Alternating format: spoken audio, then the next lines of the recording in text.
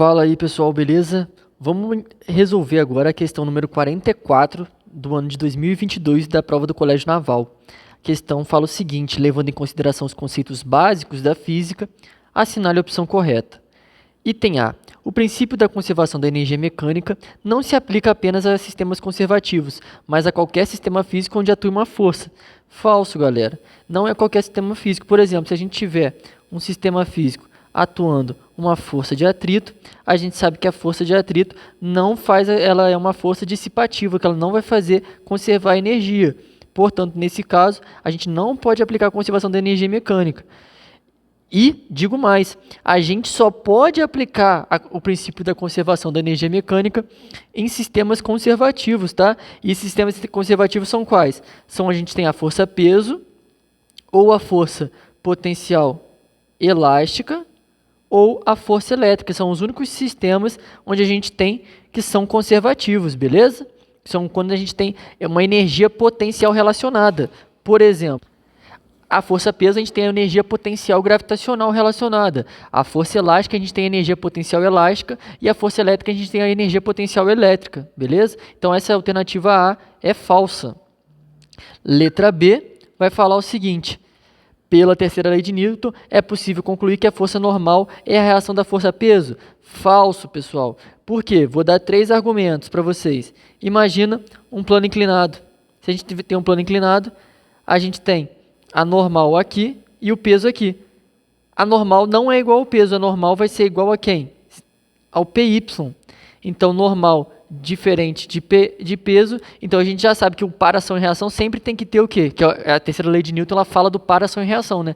Ela fala que as duas forças têm módulos iguais. Então, isso aí já seria uma prova que é falso. Segundo, a gente sabe que quando você tem uma par, ação e reação, as duas energias elas têm a mesma natureza. A energia peso, a força-peso, ela é uma força de natureza de campo. O que significa isso? Que ela atua por distância.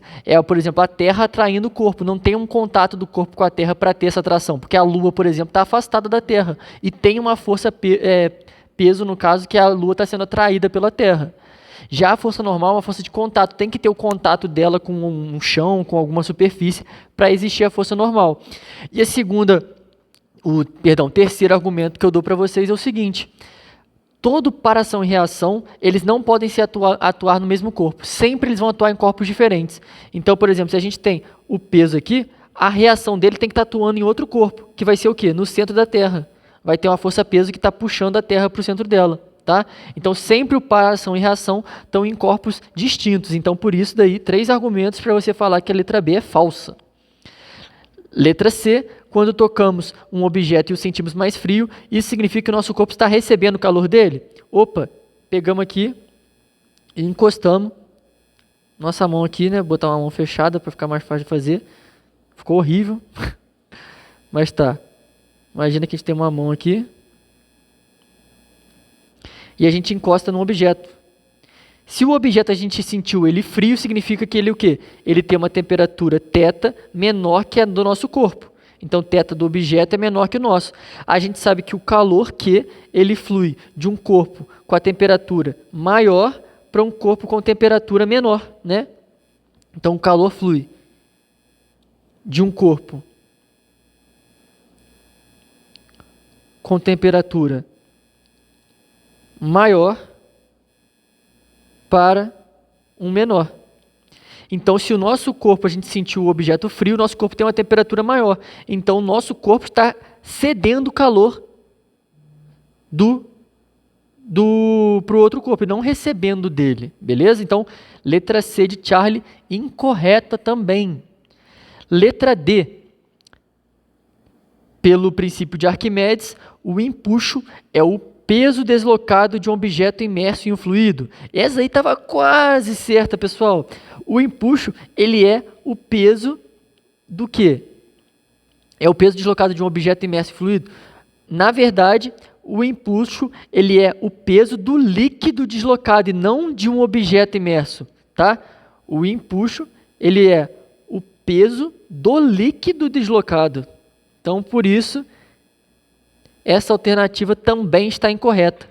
E para fechar, se uma barra magnetizada for quebrada em duas partes, essas partes apresentarão cada uma delas dois novos polos. E aí, vamos analisar o seguinte. Temos aqui uma barra aqui dividida em polo norte e polo sul. A gente sabe que se eu quebrar ela aqui no meio, vou desenhar até de outra caneta, o que acontece com ela? A gente vai ter duas barras agora, que vamos ter polo norte e sul. Opa, criamos outro polo. Então essa daí vai ser correta? Não, pessoal, por quê? A questão não foi muito específica. Imagina que a gente tem aqui norte e sul, e eu vou quebrar minha barra assim agora. Não falou como que é quebrado. Então eu vou ficar com duas barras também. E as duas barras vão ter polo norte e sul, polo norte e sul. Criei novos polos, igual foi criado em cima? Não criei. Por isso que essa aí é falsa também. Opa, todas são falsas. Isso mesmo. A questão 44 dessa prova foi... Opa, cadê? Não quer apagar? Foi anulada. Beleza? Questão anulada. Todas as alternativas estão falsas. Valeu então aí. Espero que tenha ficado claro e até a próxima.